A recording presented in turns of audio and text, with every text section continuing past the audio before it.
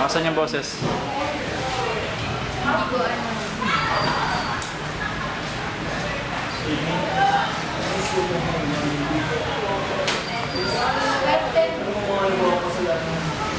Sabihin sa akin, di ba nakako tayo sa isa't isa?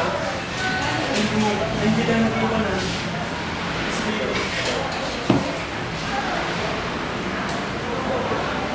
Kasi na yun.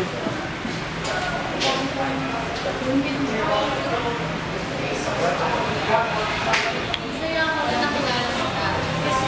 Masaya ako sa mga araw na nagkasama tayo. Mahal na mahal kita. Noon. Pero ngayon, marami na nagbago. Hindi na tulad yung dati. Sa araw-araw na kasama kita, buong maghapon, hindi na ganun kasaya. Alas ko na ng trip. Boring na ako. Wala na naging tayo for 7 years. Ngayon lang ako nagkaramdam na excited sa buhay ko. Kasama ang tropa ko. Ngayon lang ako nag-enjoy. Saka isa pa, hindi na rin ako masyado nag-enjoy. Ako na lang yung palaging gumagastos sa tindaras tayo. Hindi na ako nakapag-save para sa sarili ko. Hindi naman kita pinipilito sa pagkasa sa Oo nga, pero boyfriend kita. So, syempre, kailangan ko mag-volunteer para sa ating dalawa. Ganito na lang. Mag-enjoy ka kasama ng friends mo. Ayoko muna lang mag-isip.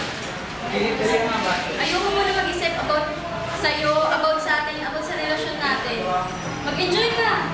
Lumabas ka, go out with your friends, uminom ka, gawin mo lahat ng gusto mo. Hindi kita papakailanganan. Pag-enjoy. Ang saya. So, pwede kong gawin yung kasama mga kaibigan ko. Oo, maaari nga. Kaso, ano, wala na yung kasiyahan. Sa lang kung bakit. Ako yung tumatakbo sa isipan ko. Eh, di mo mo paisipin. Pero hindi ganun kadali mo.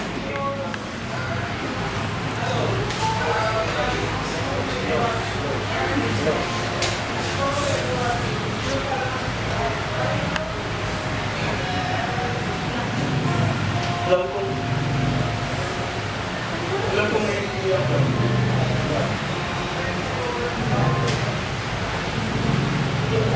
Alam kong naiiyak ko. Hindi ka na madali para sa akin. Okay na. If ever. If ever na kailangan nyo. Huwag ka magaling lahat ko. Dito lang ako.